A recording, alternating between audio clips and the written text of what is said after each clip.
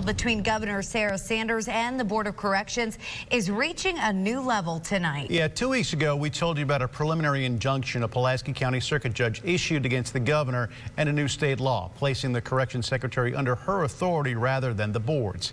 Well, Samantha Boyd joins us now live from the Capitol with the latest on this. There's a lot to get to. Sam, that judge is upholding that order now in today's decision.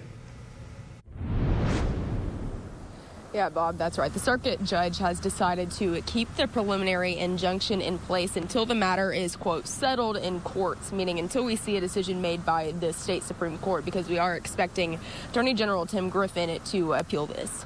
The reasonings for this are that the judge says the board identified irreparable harm through this law. The governor's statements indicating former Secretary Joe Porfiry would continue serving as secretary following the board placing him on leave.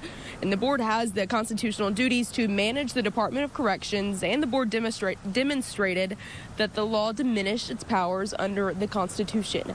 Since the judge issued the preliminary injunction 2 weeks ago, the board has fired Secretary Joe Porfiry. Then within hours, the governor's team announced he'd been hired as her senior advisor. Now, prior to this ruling, Attorney General Tim Griffin, who's representing the state in this lawsuit, talked to our Roby Brock about all of this. Here's part of what he had to say. Look, if you want to show good faith, the board needs to quit violating the law. What do you think that they're doing to violate the law? Well, we have a lawsuit over that. Okay. Yeah. All right.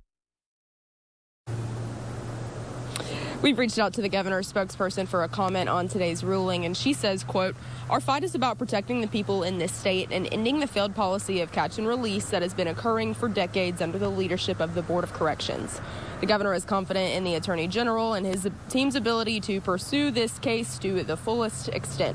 I also reached out to the board spokesperson but have not heard back. The Attorney General also issued a statement pointing out that the ruling today is consistent with what we saw in court 2 weeks ago, and he's disappointed in that but is looking forward to appealing it.